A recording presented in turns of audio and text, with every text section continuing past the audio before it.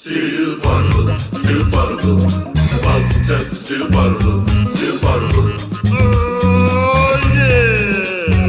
Still Poddable, still Poddable. Boston Celtics, still Poddable, still Poddable. And a 19. Big Rob, Jim, Packard, J. King. Still Poddable, still Poddable. The Caesar around the court to get another ring. Still Poddable, still Poddable. Everybody in the chat now sing. Still Poddable, still Poddable, still Poddable, still Poddable. The Boston Celtics, still Poddable, still Poddable. Oh yeah! Shut your ass up, man. Daddy's always halfway there. Welcome back to Still Poddable, the best Celtics podcast here on Al Gore's interweb. I am Sam J. Packard, joined by Brian B. Robb from MassLive.com. Producer Sean's also here, and we got Jay King, embedded reporter, deep from the bowels of the Pfizer Forum, where he watched the Celtics defeat the Milwaukee Bucks today. This is the free episode of Still Poddable. That means we are live on the CLNS YouTube page and brought to you by Prize Picks in the Game Time app. If you want to save money on those fine products, use the promo code CLNS. This is the weekly show, so let's go back over the week that was. The Celtics are 3-1. They had a win against the Hawks, a loss against the Warriors in a very entertaining game, a win against the Nets, and then say another entertaining game, and then finally a win against the Bucks today in the afternoon. It's been a long day for Jay King, but you're live on the scene. You saw it in person, and we'll go to you first. What were your impressions from the Celtics' performance today in Milwaukee? If Jaylen thinks Giannis is a child, what would he think of Packard? A baby? An infant? An embryo? I don't know.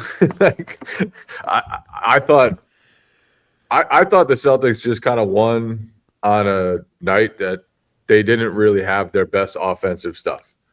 They shot 40.7%, which was their second worst mark of the season. Their offensive rating was 115, which is their third worst of the season. They got down 16-2. Taurean Prince hit some nonsense. Giannis hit his first three of the year. Joe Mazzulla said that the Bucks scored 14 points more than expected in the first half based on their shot quality. And Celtics just kind of stayed steady, weathered through it, and just they're just a better team. And they give themselves more chances to win. And, they just kept playing, had a big third quarter run. And, Jaylen flagrant fouls Giannis with 6 minutes, 52 seconds left. Bucks take a lead, and the Celtics just kind of controlled everything from there. I thought the Bucks would be more of a challenger in the East, but they do not look like one so far at all. Pull the plug. I know we're 10 games into the season of the Bucks, but I know Chris Middleton hasn't played. Trade Giannis? Trade Giannis? You don't trade Giannis. You try to trade everyone else but Giannis. You send Lillard to Miami for whatever salary matches. Terry Rozier. Get Terry Rozier and a couple other Miami role players in there over Lillard right now around Giannis, because that's not like the amount that they went at Giannis, at Lillard, Jay, throughout that game, but particularly down the stretch. It's like, I don't know, Kemba 2.0 in Boston of having a target on your back defensively. And he's just not, as we've seen of guards in their 30s, he's just not, doing enough offensively to make up for that now. And it's leaving the Bucks where not only is he bad, but the supporting cast around him just isn't good enough. It's been Doc Rivers brought up a bunch of stats before the game about how bad they've been at points in the paint and drives, and he's like, and we have Giannis, so he's like, that shouldn't happen. But basically, he blamed a lot of it on their defense, which gives up buckets. And when you're in the half court, you're not going to be getting into the paint. You're not going to be driving. You're not going to be able to be as functional as you should be offensively. I didn't think their problems were really defensively tonight. I guess they did have some issues though, just preventing 3-pointers. I know that's a big thing for them against the Celtics, and Celtics shot 50-something of them. And they got to the line. Like B-Rob said, they hunted Damian Lillard for much of the second half and did a great job with that. And like the margins that Joe Mazzulla talks about all the time, Celtics took more shots. They took more three-point attempts. They took more free throw attempts. And when you do that, it's going to be really hard to beat you, even if you have a good shooting night like the Bucks did against Boston today. I thought the Celtics did a pretty good job down the stretch of just obviously exploiting Damian Lillard, but the play that stuck out to me was just that excellent play with like the ball movement where it was like drive kick, and then Tatum was there on the wing for the open three. But that was a weird one because Giannis is like leaving Tatum to go help when Brook Lopez is basically right there in great guarding position. And that kind of feels emblematic of the Bucks' struggles on defense, where there was no reason to be helping off Jason Tatum there. And it's just weird that Giannis was dubbed the most versatile defender in the league. But I think the Celtics just did a pretty solid job of staying through it. For some reason, they're really struggling in I guess the first quarter over this last week. I don't know exactly why that is. But the second straight game, they've fallen behind 16-2. That's wild, and won both games, but still.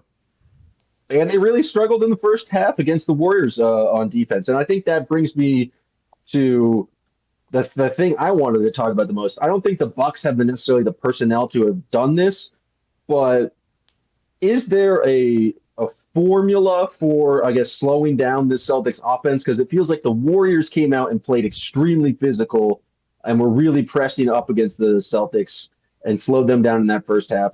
It felt like the Nets played an extremely physical game and tried to kind of just pressure the Celtics constantly. Obviously, the Bucks don't have the people to personnel to kind of do that. But is that kind of the one thing that can slow down this, I guess, historic Celtics offense? That's what you have to try to do, especially without Kristaps Porzingis. Like, if you're going to switch a lot, if you're going to pressure them, sometimes they just dump it into Porzingis and have him score 1.3 points per possession in the post, and then you're screwed no matter what. I think they didn't handle the physicality well against Golden State. The Nets game, that start was weird because Xavier Tillman started next to Al Horford. I think we can all agree that's not the Celtics' best offensive front court, and I thought they paid the price for that early. And then I think some of it is just like expected points. Like I thought they actually got some really good shots against Brooklyn, didn't always hit them. The Golden State game, turnovers were a real issue at the start, but for those last two and a half quarters, they just kind of diced the Warriors up and got whatever looks they wanted. Didn't end up closing out that game, but I thought from that point on, they just really handled it all well.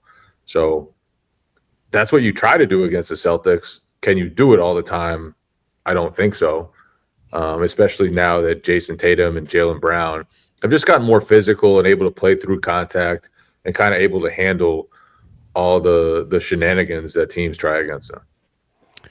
Yeah, I wonder how much different, like Jaylen against the Warriors than Nets in those games. Like, it's a lot tougher to do that when you got to do that against. Cause I think Jaylen, more than anyone on this team, handles that sort of contact pretty well, and makes teams pay for that.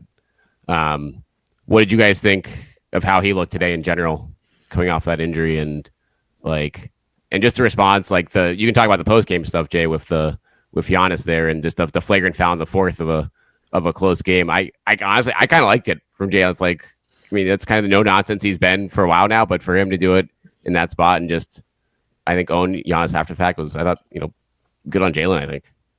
So do we think he was definitely pissed at Giannis? Do we think that was definitely him being pissed off, or was he just like, he was a child, man? Like that was childish. Because it was. That's what I was asking you. What's your take? Slight, or was him just being like, Giannis is just like an earnest young man who just like likes to have fun and do the too slow thing. Like I saw the question where you asked him the question on the video, and I was like, I had no idea what tone Jaylen was trying to say, because it seemed like he was pretty upset by the elbow to the face. But like, was he actually upset about the handshake too slow move? I couldn't tell. I really couldn't tell. I wasn't sure if he was or he was just like, that was childish. It was kind of a hilarious time to pull off that move by Giannis because he had just hit him with an elbow to the face. And then he does the like hit me high, hit me medium, hit me low, you're too slow move, which is like classic uncle move. I do that as an uncle all the time. Like that's my go-to move to make little kids laugh or cry. Yeah, I feel like normally they laugh that one. Kids love that shit for some reason. Children love to be deceived or lied to. It's the classic little kid move. Yeah, I don't know. and so I feel like if Jaylen was not mad, he would have said something like, "Giannis is just a big kid." I don't know, something about like he's a child. I'm like, he knows what that quote looks like. Like he's not happy. For me, that's how I took it. And like the foul later, I was like, hell yeah, do it. So we were talking about it in the media room after, and one of the other writers who was there said it almost sounded like not like he was pissed, but that he was like, what was that? I just can't believe he did that almost. I could not believe he pulled that move in the middle of a game after an offensive foul to Jaylen Brown's face. I've never seen that move in an NBA game before. It was so funny. It was so funny. And I understand if Jaylen Brown did not find it funny, because I wouldn't have found it funny if someone did that to me after hitting me in the elbow to the jaw. It's ridiculous. But that was an absolutely hilarious move to pull. Do we think Giannis is malicious? Like when I think he's like throws shoulders like that, I think that's just like him being a giant individual.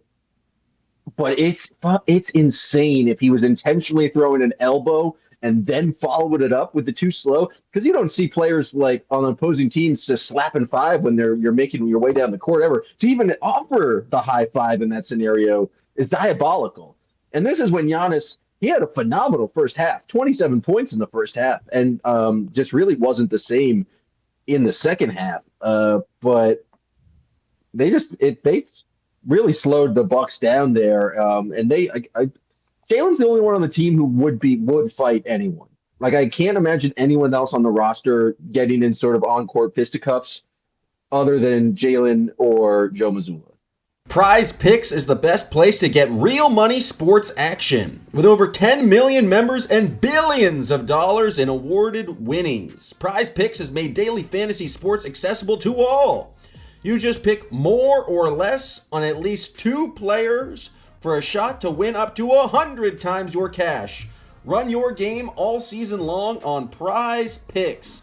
I highly recommend picking Payton Pritchard overs. That is the real moneymaker this season. And with Prize Picks, you can win up to 100 times your money with as little as 4 correct picks. Prize Picks puts their members first, so all withdrawals are fast, safe, and secure. And so when my picks hit, I can get my money in as quick as 15 minutes. Prize Pick now offers Venmo for quick and easy deposit and withdrawals into your account this sports season. Sign up today and get $50 instantly when you play only $5. You don't even need to win to get the $50 bonus. It is guaranteed. Prize Picks also offers weekly promotions that can lead to big payouts like Taco Tuesday. Each Tuesday, Prize Picks discounts a selected projected lineup up to 25% to provide even more value for your lineup. It's a lot of fun this NBA season. Again, I'm highly recommending you go with the Payton Pritchard overs. And if you want to do that today and save a little with Prize Picks, download the app, use code CLNS, and you get that $50 instantly after you play your first $5. That's promo code CLNS to get $50 instantly after you play your first $5. Prize Picks, run your game. I feel like Jaylen turned totally no nonsense last season. He almost embraced being the Celtics enforcer, because they didn't have that for a while. It was like, and I don't want to be one of those people who's like, you need to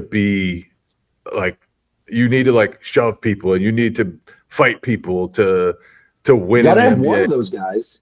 But I think you need to stand up for that. yourself. You need to stand up for yourselves. You need to have attitude. You need to have an energy. And I think Joe helped Jaylen unlock that. But I think Jaylen also just decided, I'm going to be the guy who doesn't put up with shit. It's been the way he's approached the last 2 seasons when Grant Williams shoved Jason Tatum or shouldered Jason Tatum, tackled Jason Tatum, whatever you want to call it. Jaylen Brown was right there to stand over Grant and let him know that wasn't going to happen against the Celtics. It always seems to be Jaylen involved in that stuff. And I think he just gives them an edge that they need, that they don't have without him. You know, Tatum's never going to really get involved with stuff like that. Drew Holiday and Derek White are just like the lowest maintenance great players in the NBA. Al Horford, same thing. You're never going to get any of that with those guys, though Al, I guess, has had a couple moments in his career like that, especially in the playoffs. With Giannis. But Jaylen is the one who's willing to jaw with people. Jaylen is the one who just ramps up the intensity when they need it. And it's not the most important thing, but I feel like that's very important. And it's just become one of his roles for the Celtics over the last couple of years. It's just like, And I think they go ahead, Packard. go ahead, B-Rob. No, I mean, like go ahead. with Giannis over the years, it's just like he's done borderline dirty shit like this a lot against this team. There's a long track record here, going back to playoff series. He did the shit with Tatum in the third quarter with the ankle to like kind of paddle on. I know that was before like the handshake thing, but like for after the game, it's like Jay's like, yeah, if you want to be cool about it, it's fine, but don't act like we're friends. Like we're not friendly enough for you to like pull shit like that in the middle of the game after you elbow me in the face. And so I think again, and then Jaylen got his payback of it in the game when he got to wind up in that fourth quarter for the flagrant foul where he's like, okay, I want to foul him here, but you know what? I'm gonna like put something extra on this because screw you, Giannis. And that's I think to Jay's point, that's a good edge for him to have because no one on this team is going to do that. But I think that's important, especially when they have the targets on their back this year, just like to send that message around the league when people try to pull this kind of stuff. And I feel like the toughness there's like the intangible like toughness of just like you need someone standing up for the team. And I feel like Jaylen has stepped up in the absence of like Marcus Smart normally being that type of person. But I just think in terms of defensive intensity, like we saw Jaylen in this game against the Bucks picking up Dame full court. And I just thought it was like the fourth quarter of tonight's game just showed you how good the Celtics defense can be. And it really focused around Drew Holiday.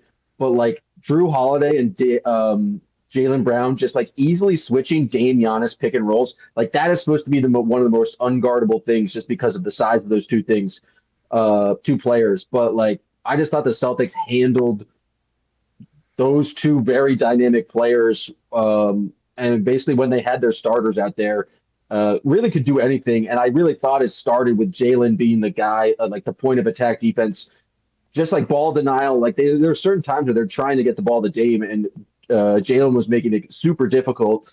But then they run that pick and roll with Giannis and Drew just pops out to him. And it's just not an issue for Jaylen to go and follow Giannis. And so I was just pretty impressed with the kind of defensive intensity that we saw from the Celtics down the stretch here in Milwaukee. And I think that's something that was definitely lacking down the stretch of the game against the Warriors where they didn't get a stop for the final 6 minutes. And I think that's a promising sign from Jaylen in his return from hip issues.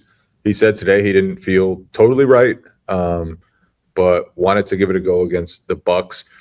He said he wanted the Lillard challenge and he wanted to mentally lock in against Lillard and just kind of get back in that zone of just high level competition. And to come back from a 4-game absence, I know it's not the longest absence, but to come back from that and be able to pressure up full court and help hold Lillard to 4 for 15 shooting and spend time on Giannis. He had one play where he was just like super physical against Giannis in the post. And I thought he could have gotten a foul call on him like 5 times on that play, but it was Giannis, so the refs let it go. I just thought Jaylen, like he came back sharp and he came back hustling. It wasn't his cleanest game offensively. I didn't always love his decision making, though he had some nice plays. But you're not too concerned about that. It's more about how does he look physically, and I thought he looked pretty good. All right, folks, the time has come. We got to have the Neemi discussion. I've been on the record as a Queta hater. We had people unsubscribe to the podcast because you're too much of a Queta hater. How do you know this? Prove your. Because the guy left a comment on our podcast page saying he quit because you hate Queta, and then he quit. We saw the record of it. He sure enough he delivered on his promise. And come back, Paul. Please, we miss you. Membership. Paul. I don't know what to tell you about that one. Like, what did you say? I have my theory. I'm just relaying my thoughts. Queta wasn't good tonight. Queta is still consistently gets lost defensively. Queta still doesn't necessarily know how to box out. He's very tall. He was fine. He was fine tonight. Like, there was like 5 or 6 plays where he was just like not where he was supposed to be on pick and roll coverage, and they gave up easy buckets because he doesn't. Joe did let him have it after one of them. I think when Connaughton drew the 2 free throws, Joe was not happy with Queta. I believe on his positioning, though I'm not entirely sure what Joe was ticked off about. I thought he did okay. I mean, I believe that. I thought he did okay against Giannis a couple times. Queta Kool-Aid. No, I mean, I get it. But you hated on him after the Warriors game, right? No, I mean, I critiqued him after the Warriors game. We did a whole segment about how good the Warriors like. Sure, well, I'm a Queta realist. Okay, I'm not like Joshua B. I'm not gonna say he needs to be starting. I think he's a excellent 4th center. He might even be the 3rd center if Luke Cornett continues to not play great basketball. But as soon as Kristaps Porzingis gets back in this lineup, I don't want to see Neemi anywhere near the court. Like he's very good because he at rebounding because he is quite tall. He is a lob threat. He does give them good things, but he's still, and I think it's important that he still plays because he could be better. But Scal was saying on the broadcast, I think on Friday night, that he's never seen someone improve this much in a 5-game performance. And I just think we're going a little bit far. I think people are very excited by the 7-foot guy who can do flashy dunks. I'm very proud of him. He no longer goaltends. That's good improvement. That's good stuff. But it's what a just backhanded compliment. We're getting ridiculous here. Packard might be the biggest Queta hater left. I mean, I would say he's maybe the 2nd most important bench player on the Celtics so far this season. Like, is that too much of a stretch? I'd say yes, because Hauser's been hurt and his shot has been off. I mean, Hauser's obviously 100 times better than Queta, but like, as far as a very small sample size, he's been pretty important, despite not matching Sam Packard's high expectations. But no, well, he still has work to do. I'll give you that, Packard. He's not the all-star that some people are making him out to be. Packard, just say something nice about Queta right now, so I can clip it and put it on social media. We can get these guys back. He is doing the country of Portugal so proud. He is the finest basketball player to come from Portugal, and he has put that entire country on his back and has done more for Portugal than Cristiano Ronaldo. I'll say that. Perfect. Thank you. That was great.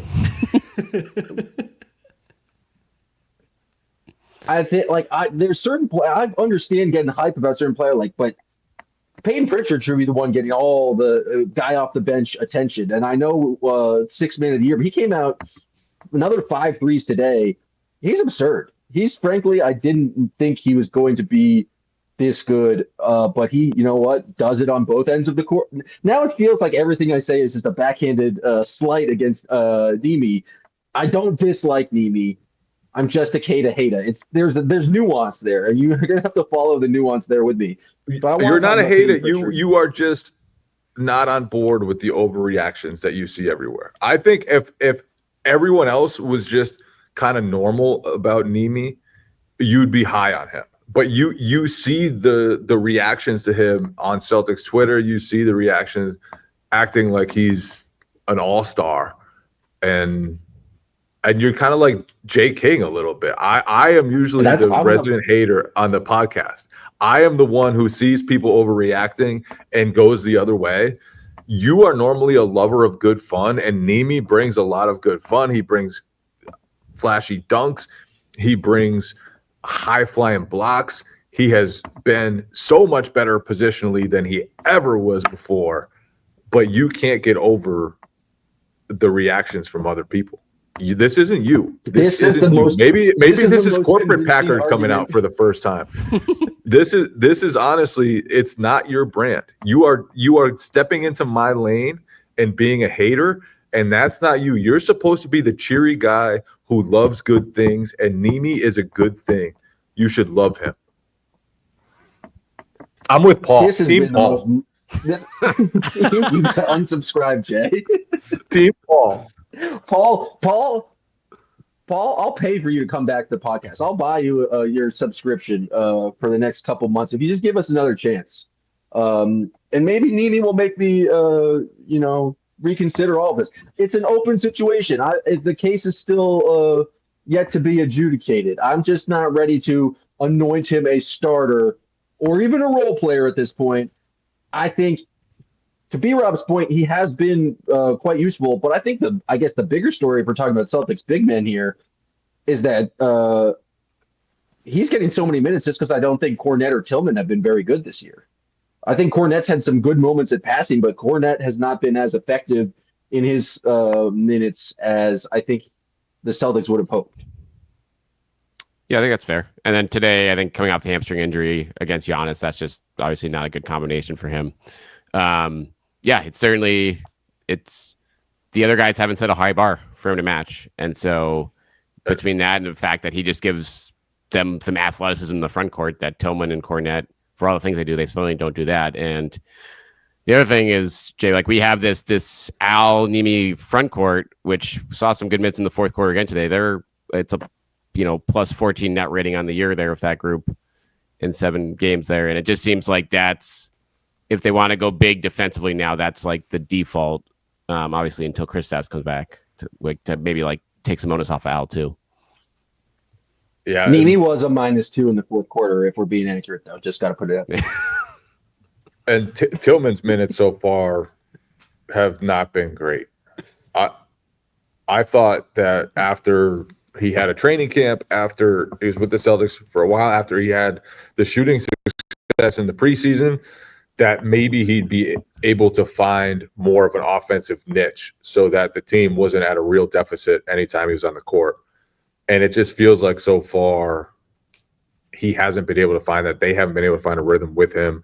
The slow start against the Nets, there was one play where he caught it in front of the Celtics bench and didn't shoot it, and it was just kind of a record scratch moment. Joe Mazzulla let him have it, told him to shoot the ball. Next time he caught the ball in the opposite corner, air ball. And it's like everyone else in the Celtics rotation who plays minutes is such a threat, and Tillman just isn't. And he can't finish well at the rim. He can't shoot well from outside. There's just it's been rough offensively from the time he got to Boston. And so Neemi allows them to kind of avoid that, gives them some of the switching. He actually, switched some onto Stephen Curry. Today he switched onto Damian Lillard a little bit. It was guarding him on the perimeter. So he gives you some of that, not as much as Tillman for sure, but also gives you the lob threat and the super athleticism and super length. Yeah, at some point you're like, oh, maybe Tillman should go to the Kornet route and give up the 3, but then he can't finish at the rim to his point. So it's like that's the one thing he has a better chance of doing given his size and his, I think, athleticism. But yeah, it's tough going there. You hope he breaks out of it at some point. He's obviously still going to be useful for the switching defensively when those come up. But as far as the 82 game grind right now, day in and day out, Neemi's definitely the higher percentage play, and we're seeing it bear out. He's going to be playing 20-plus minutes probably until KP comes back. Basketball is back in the TD Garden, folks, and it is a perfect opportunity to get tickets to see the Celtics go for Banner 19. I know I'm going to miss being in that building, and so do it for me. Go to TD Garden or go to a whole sort of events going around in the Boston area or wherever you're listening to a podcast. The best way to do that is through the Game Time app. Game Time app is the best way to get tickets on the interwebs. You can get it for sports, concerts, comedy, theater. It's got all-in pricing and shows you the total upfront with no surprise fees at checkout. You can get seat views with panoramic views from where your seat will be in the app before you buy. There's a lowest price guarantee, or Game Time will credit you up to 110% of the difference, and your purchase is covered with the most flexible customer service policy in the ticketing industry. Take the guesswork out of buying tickets with Game Time Picks. Download the Game Time app and create an account and use code CLNS for $20 off your first purchase. Terms apply. Again, create an account and redeem code CLNS for $20 off. Download Game Time today. What time is it? Game time. So we're going to continue having the Neemi discussion. Hopefully I'm proven wrong. You know, I'm rooting for Neemi. I'm always been a fan of all Portuguese athletes, except for a few guys in the Premier League I really don't like. Maybe I have anti-Portuguese bias that I need to address, some implicit bias here. You just went from calling yourself a fan of all Portuguese athletes to then saying you have anti-Portuguese bias. Pick a side and stick with it. Paul is right. I said it, and then I immediately thought of Bernardo Silva and Bruno Fernandes in the Premier League. I was like, I don't like those guys. So then I had a moment of reflection, and so maybe I'm looking inward on that one. But you know, we can't belabor this point too much. It is time to get excited about something else, though. On Tuesday, we got the NBA Cup. The Emirates NBA Cup, as everyone's going to refer to it as. In Group C, we have the Boston Celtics, the Atlanta Hawks, who they play, the Chicago Bulls, the Washington Wizards, and I think the most interesting team in that group in terms of Celtics opponents, the Cleveland Cavaliers. Jay, you don't strike me as much of a Cup guy, so I'm going to go to B-Rob. What's your anticipation for the NBA Cup? You know, you're shaking your head too. You don't. I'm passing to Sean. Give this to Sean. Let me step in. The Celtics in the locker room today were kind of sort of making fun of the cup. I think they were like, ooh, next game is a cupper. That's a cupper. Like just kind of making fun of how the next game was an in-season tournament. And then they had a discussion about how bad of an idea it is to have an in-season tournament basketball, which is different from the regular season basketball, which are they doing that this year? I guess they are. At least from that was what was thrown out there. So yeah, they are they're not too thrilled about that. They don't think it's the greatest idea to have a new basketball.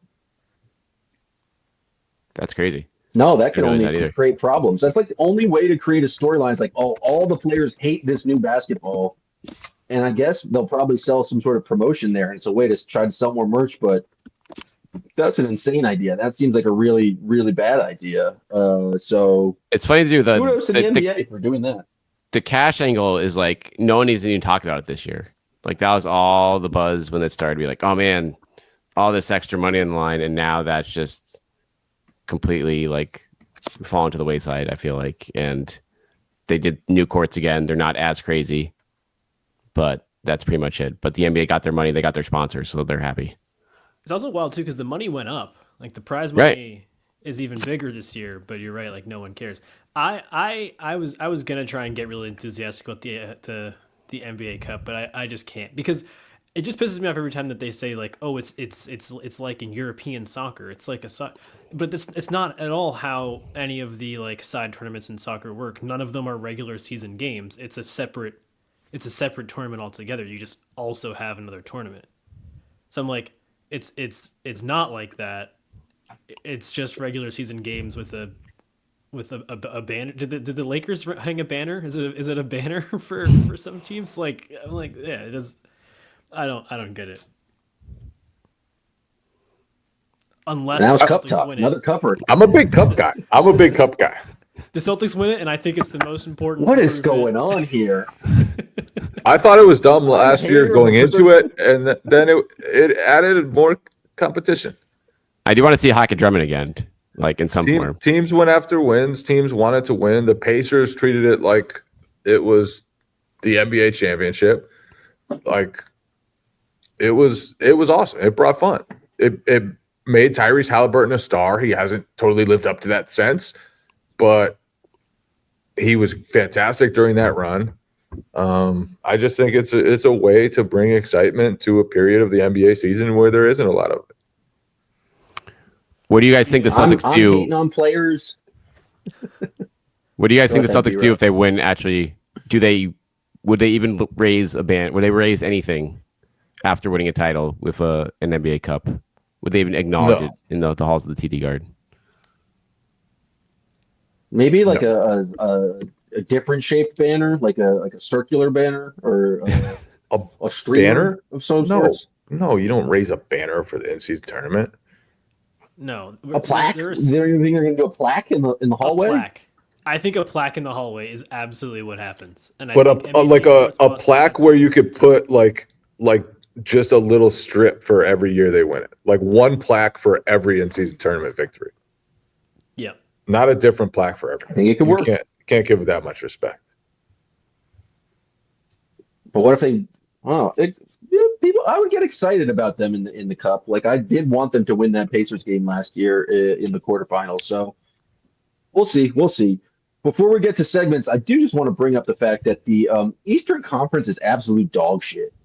There's only 2 teams above 500.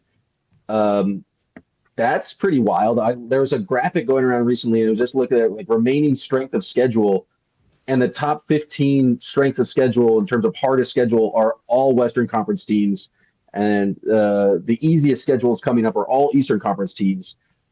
Is this just going to be a competition between the Cavs and the Celtics for best team in the East for the rest of the year? Do we expect anyone to kind of like rise into that tier? Because we've talked a lot about the Bucks struggles. We talked about the Sixers struggles.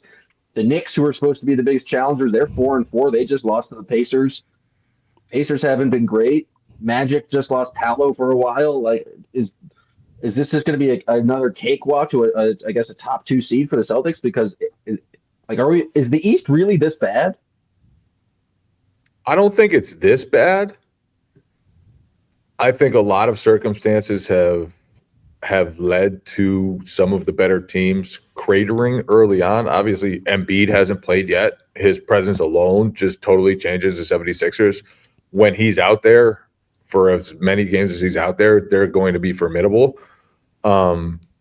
Chris Middleton hasn't played yet for the Bucks, so they're really lucky. Those 2 teams specifically are really lucky that the rest of the East is in shambles, because they would be racking up a huge deficit right now while dropping tons of games early.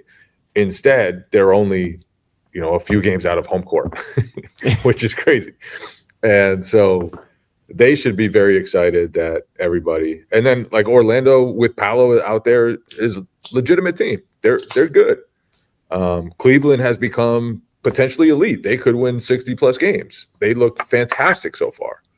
So it's kind of a different conference than I think a lot of people anticipated going into the season, where Cleveland is the second elite team, and the Sixers and Bucks, who I think a lot of people had a chance to become that, aren't even close to it so far.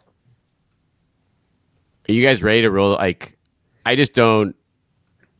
They could get up to the 3 or 4 seed easily, Jace. But like, they're 3 games out of the 3 seed right now, both of those teams, which is bananas. But despite their injury issues on both sides, I just roll them out as serious like contenders in the East now with this start. Like, they have The Bucks and the Sixers? Yeah. Like, I just don't. I'm out. Like, the Bucks, the supporting cast of the Bucks, we've seen them twice now.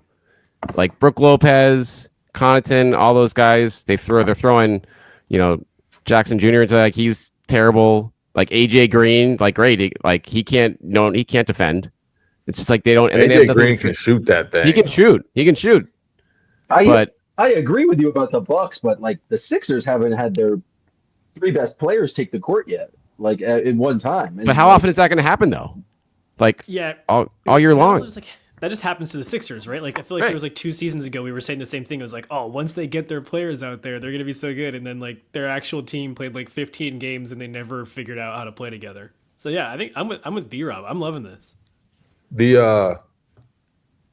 I think that there's a version of the Sixers that just look a lot different. Like right now, they have Kelly Oubre trying to do too much. They've got Caleb Martin trying to do too much. Andre Drummond's playing 30 minutes a game. They've barely had Paul George. Drummond is playing far too many minutes per game. Yabu's been one of their best They players. need to start Yabu. That's what they need to do. Is But, start in the like, second half tonight. But they just once Embiid gets back, everybody gets pushed down and rung. Everything's easier for Oubre, for Martin. They're going to be far more efficient, presumably in different roles. I just think everything makes more sense when he comes back. And then for the Bucks, it's like things are bad right now. Middleton will fix some things. They will start to, like, they've played the Celtics twice already. They've had a tough schedule. They are still in trouble. They're in a lot of trouble. And I think part of it is they'll get better from here, but like the damage right now that's being done can be so tough to come back from because players start to not trust the coaching staff. Like players start to get frustrated with everything. And then it's hard to get everybody back on the same page. They're 2-8 right now. Giannis is not used to this. Giannis is used to being on great teams that win a ton of regular season games. And When's the last time he was under 500? Like 2015 or something like that, probably. Like yeah, he's already had a couple of quotes after games that are just like, "Oh wow, Giannis is kind of fed up with this already." And I don't know if that means he's fed up with the organization, he's fed up with his situation, or he's just like tired of the losing right now. But the Giannis situation there is absolutely worth watching because like it's a bad situation. I don't know if Doc Rivers is the coach for them, and they're just an old, tired team and play like an old, tired team with young guys who aren't quite ready to step in for the minutes that they're needed for. it's kind of, I don't know. The one team. Go ahead, Packard. B-Rob, me and you have been. No, we're all over each other tonight. I know. Maybe it's because you're. It's a lag. We have like a little lag. I promise I'll say nice things about Neemi. You know.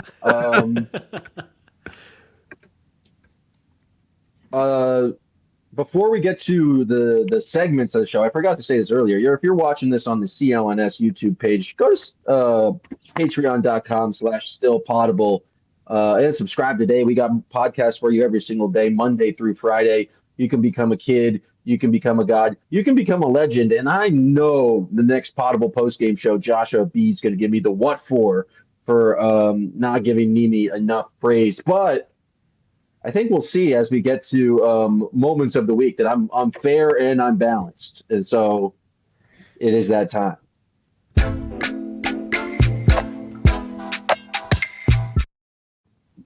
Moment of the week this past week. You guys can check this. My first nomination, and this has been on the Google Doc, the infamous Google Doc that I'm sure Jay King has not read, even though I sent him a direct link. My number one nomination was I did read Neemias Queta. I prepared for this podcast. Neemias Queta against the Warriors was my first nomination for moment of the week. He had so absolutely electric moments. The Garden was going crazy. Like that was the first thing I thought of putting together nominations for moment of the week. And so I'm unless anyone has any other nominations, the floor is open for other possible moments of the week after these last 4 games. I've got one very much not serious one, but there's just nothing for me better than Tatum backing down Dame flopping wildly. And it felt like everyone in the arena just stopped to kind of chuckle at it for a moment. And then Tatum put up the shot, and I think he missed it and then got it back and put up a 3, but it was like, I love a good flop, especially I was seeing some Bucks fans online being like, like, oh, now Drew Holiday flopped because he plays for the Celtics. And I was like, since when did the Celtics flop? And then for Dame to then do it immediately, I was like, this is perfect. This is what I needed in this moment. So it was good. The Celtics don't have a lot of floppers right now No. at all. Especially not Drew. Drew refuses to flop. Drew doesn't go to the floor. They're a pretty ethical team. They don't flop on either end very much. Yeah, who's like the Probably biggest flopper on the as much team? as they should. I couldn't even name, like, who would you guys say does a little flop? Like, I couldn't even say anyone has like even a semi reputation for it. If anything, Tatum is like a complainer about not getting whistles, but he doesn't really try to sell it that much. Yeah. Yeah. He was the only- pissed today after they didn't call Giannis for stepping into his landing space. As he should be. I too was pissed. Because he said it could have been like a 6-week injury and there are some calls you can't miss, and then went on Twitter, quote tweeted the video of it. He was not happy at all about that. Tatum barely missed moment of the week when he had a chance to beat the Nets in regulation at the end of that game.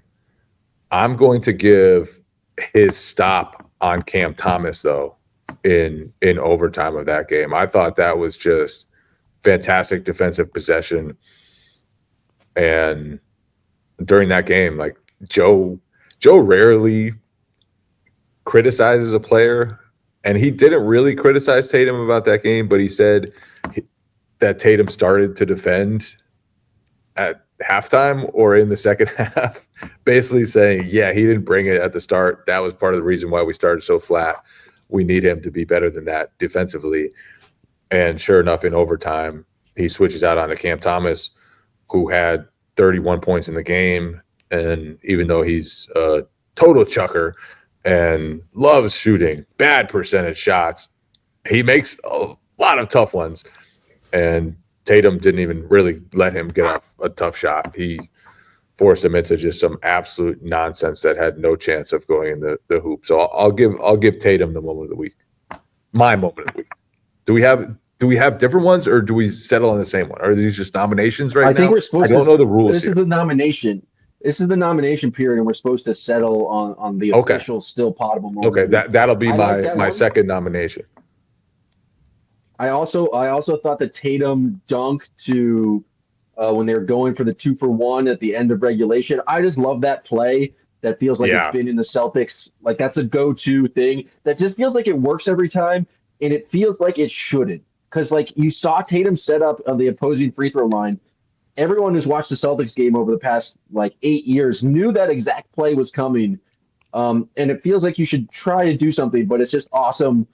Just that much of a running start that results in a dunk is very cool. So that was my only other possible nomination here.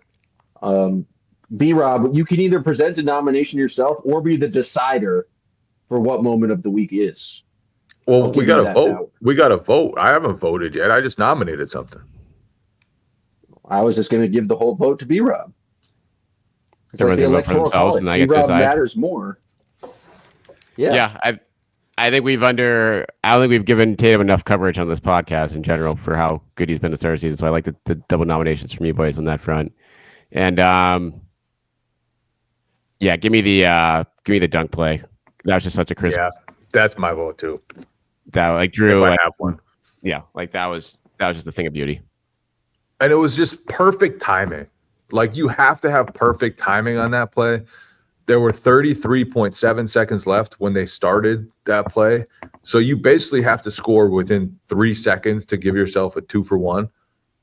And they scored in 2.3 seconds and found a dunk. And so Drew Holiday, he flashed out to get the ball. And as he's doing that, he hasn't even caught the ball yet. And Tatum's already started his cut.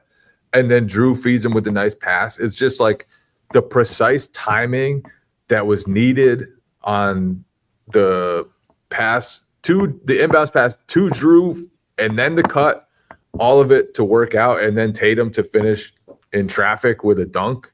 That was probably the most beautiful play of the year. Wow, beautiful play of the year. I mean, I just want the record to show that everyone else voted for Tatum. If I got a vote, I would have voted for Neemi, but that's just me. Um, so this is just how the things work. Sometimes on one side of the ledger, sometimes on the other side of the ledger. Uh, let's go to my favorite segment of the week, and that comes from just thing shit Joe Mazzulla says.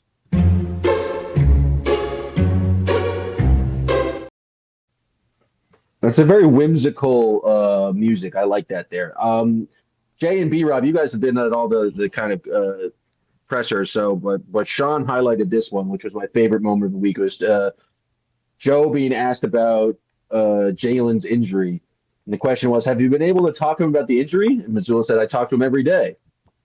What were those conversations like? We both kind of mumble when we talk, and we just shake hands and move on. Did he happen to mumble about his hip at all? Couldn't understand him.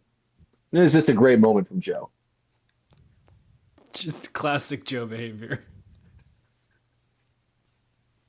Yeah, that was. The two reporters did not like it. Let's make this. Make your blood boil. I prefer that he'd give us some information. It's 3 or 4 games. But he delivered his non-answer in comedic fashion, so he's gotten better at that.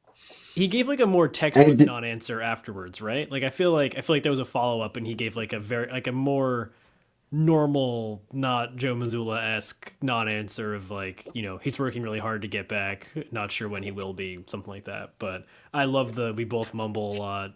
I couldn't understand him. It was just quick. It was so quick. It was, and then the follow-up was about something else too, and he asked it was about Jaylen too, and he asked it was whether the issue was lingering, and he said the mumble or the injury. Got him. Nice. It was good Joe comedy. Any other nuggets from Joe pre-game, Joe post-game this week? Anything stick out? Today, transcribe here. Today he brought out the exact expected points that the Bucks had in the first half. I think he wanted to let everyone know that they were fortunate to be ahead at halftime, and that the Celtics probably didn't play as badly as everybody might have thought watching them. I think that was pretty much his lone goal of sharing that to us. So that was fun. Joe's not going to deliver us a money quote after every single game or every single practice, and so with the mumbling, with the high comedy, the quickness there, I think we have to give him credit. Is there anything else you guys want to bring up about this week in Celtics basketball before we wrap this show up? I've got something ready. Hold on, I just want to do this. All right, so over to the ombudsman section. I just want to quickly point out that this is maybe the best Jam Packard background we've seen, and of course, it's when you're not at home at all. Just want to put that out there. That's really great. There will be background improvements. I ordered some background. I'm going to do some shifting around. Expecting new background this week. My wife, who married me and therefore knows what nonsense is like, and she can appreciate nonsense, was like, wow. She saw some of our clips on Instagram. She's like, wow, Packard's background is tough. And she married me, Packard. So know that really hurts. Yeah. Listen, the holidays are coming up, so maybe we can get some stuff for Packard to decorate the new spot. I look forward to seeing what you already have in the. I looked into getting a neon light thing like Coley and True Withers have for us. They're kind of expensive though, but if we want to put some podcast money into it, I'm in. I just let's tune in post game show. If any of the listeners want to give us a hookup on neon lights, neon still Poddable logo lights. That would be dope. Then Packard won't have to have his or an interior decorator for Packard. Anyone's out there. If someone wants to get me listeners. a better apartment in Philadelphia, I'm also open to that. If you're a local Philly realtor, I'm trying to make some improvements. Tune into the post-game show on Tuesday.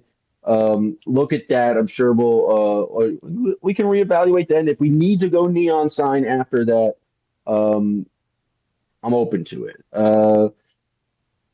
We appreciate everyone who's listening here on the free show. Again, if you want more Still Poddable, and you probably should, because it's a good time listening to us talk about the basketball of the Boston Celtics. We are the best Celtics podcast. Go to patreon.com/stillpoddable. If you do subscribe, you'll get access to J-Mail, where Jay King is answering any questions that come in on the voicemail line. People got to ask questions. You gotta have questions in there. Well, that's why I was trying to give him the number before I was so rudely interrupted. That number is I'm stressing it. We need your questions. If only I could tell the people the phone number, which is 617-684-5965. 617-684-5965. Jay just wants to answer your questions, so call him in. You could ask him about anything. It can be basketball, but you know what? My favorite J-Mail segments are where you ask him about stuff that's not about basketball, or when you get him to peel behind the curtain of what it's like to be a Celtics beat reporter. So call that number, 617-684-5965. We want more J-Mail. J-Mail is a great segment on the Still Poddable Patreon. To everyone who does subscribe to the Patreons, the kids, the gods, and the legends, we very much appreciate it.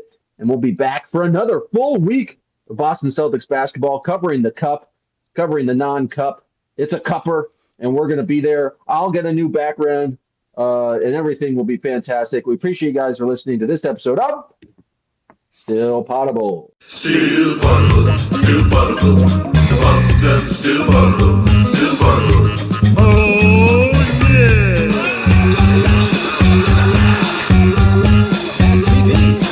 Slow down from eating and drinking and all that wild stuff.